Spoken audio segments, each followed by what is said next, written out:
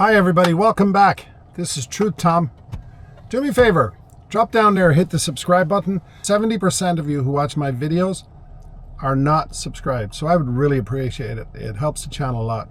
Also, drop a comment down below if you wouldn't mind.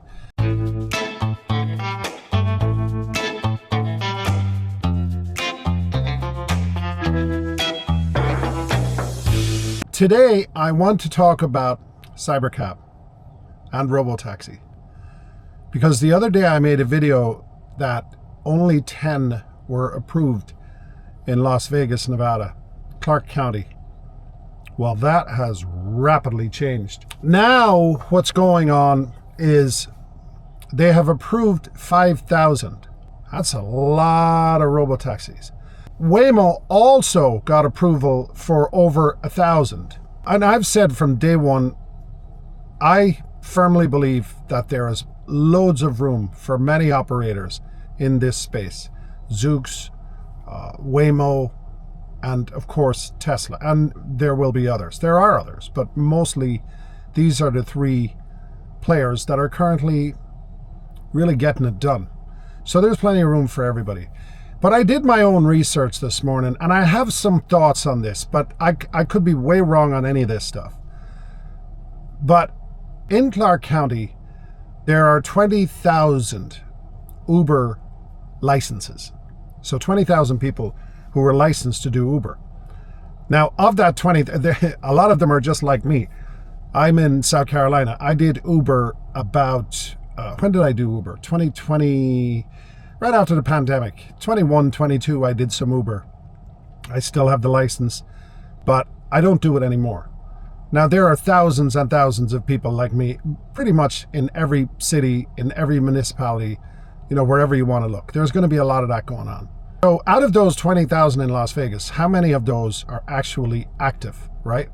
I believe 25% of those are active. Now, of course, what does 25% work out to? 5,000. I'm not doing this to make the numbers work in my favor, but you could even say 50%. So let's say it's 50%. That's 10,000.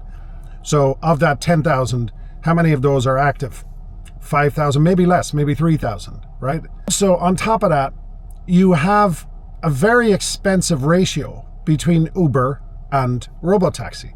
Now everybody says the prices are going to go up, but having said that, as soon as Tesla and Waymo really start competing for this space, there will be a price war, obviously. And I don't know what they can offer to increase the price. I think you're going to see a price war. What happens to Uber at that point, though? Like, what do you do if you're Uber? Yeah, I was watching the Uber stock today. It went up like $1, whatever. It's at, what is it at? Tell me in the comments. $70 or whatever it is. Something like, maybe it's $60. I held Uber for a while and I made a little money on it, but I just moved everything pretty much into Tesla. Now, Clark County is a prime example of what the rest of the country is going to do. This is going to happen everywhere. And even if you leave Uber in the mix, the only way Uber could even remotely survive is to somehow pay their drivers a flat fee and then charge less for the rides. Because look, we all care about price. This is why they don't allow the Chinese cars into the United States. People are like, well, nobody will ever buy a Chinese EV. And yeah, they will. You give them one for $5,000 and it runs and it basically does its job, they'll buy them all day long. Don't kid yourself. People care about money. I've been in the restaurant business all my life. People care about the money. So I don't know how Uber survives, but when this starts to happen nationwide, and it will, it's coming. And even if it's, let me go to a stretch here. Even if it's not Tesla, Waymo are growing. I think Tesla are going to go faster. But either way, autonomy is coming, man. And you're not going to stop it. So now, what happens to car ownership? If you're living in a city, first of all, you don't need a car. Most people don't need a car. But now, when you have autonomous cars, I lived in New Jersey for a long time, right? I lived in New York also, but I was up in New Jersey for a couple of years after my wife and I got married. I was 15 miles from New York City. I didn't work in the city. I was in a restaurant upstate New York. I commuted every day, but a lot of people who lived out in that area drove into the city every day. Some took mass transit, etc. But A lot of those people drove into the city on a daily basis. Are they going to need cars anymore? On an ongoing basis? Would they need a car if they wanted to go visit the relatives up in upstate New York?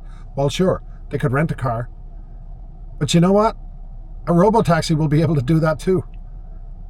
Once the cost comes down and people start looking at the cost of ownership of their vehicle as opposed to a Robotaxi, picking them up, dropping them off, they can put their groceries in there. I'm sure, maybe my Cybertruck right here, maybe that can eventually be a Robo construction taxi or whatever you want to call it.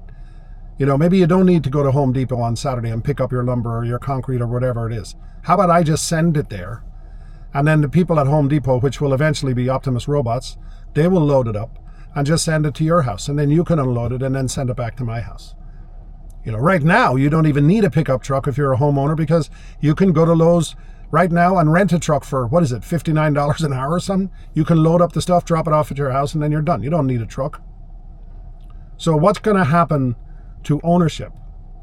We've always believed this. We talk a lot about Tesla sales and how many cars are they going to sell this year and next year or whatever. They're not thinking about that anymore. First of all, it's not a car company. It's a robotics and a technology company. And now, of course, it's an AI company and a space company. And yes, the two companies are going to merge. Car ownership is going to drop like crazy. Try to imagine Tesla will be the only company who in its current form, it makes cars, right? In its current form, GM makes cars. And I'm going to use GM as one example. You drive by any GM dealership in the country, there are hundreds, in some cases thousands, of brand new cars sitting on their lots. They're useless. Unless they're sold, they're useless.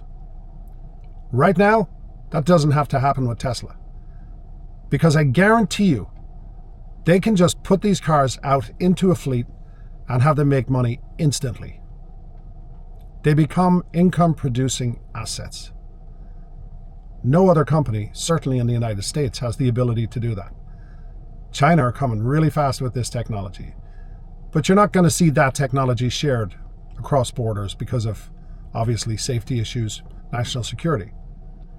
But I'm telling you, this 5,000 number in Clark County is a big number. And by the way, for those of you who are going to say, there's no way they're putting out 5,000 taxis today, robotaxis or cybercabs today. No, they're not. But that's the number they are allowed. They will ramp over time. And there will eventually be enough of them to blanket the entire area. I think it's the most exciting time to be alive in history. I really believe that. And I'm telling you right now, Robotaxi is going to change lives in a positive way. And I know there are negative people in my comments that always want to knock Tesla. Look, Elon's role and his goal is to bring down the price of everything. He's already proven that with his cars. And I go back to when I first started doing the rideshare thing. I actually started with Lyft, because Lyft is the one that's easier to get in the beginning. I did Lyft for a while and then I switched over to Uber. And sometimes I would do both. Lyft is a little cheaper, but I remember one time I picked up a kid up in North Charleston, and he was in a rough area. This kid was in a rough area. I picked him up and I dropped him off at his job. He worked in a fast food restaurant. His fare back then was $9. He was probably making, back then, $10 an hour. They're making $15, $16 an hour now. But I remember thinking 2 hours of his day was spent just getting to work. Imagine how that kid's life is going to change when he has access to a service that will take him there for what? $4? $5?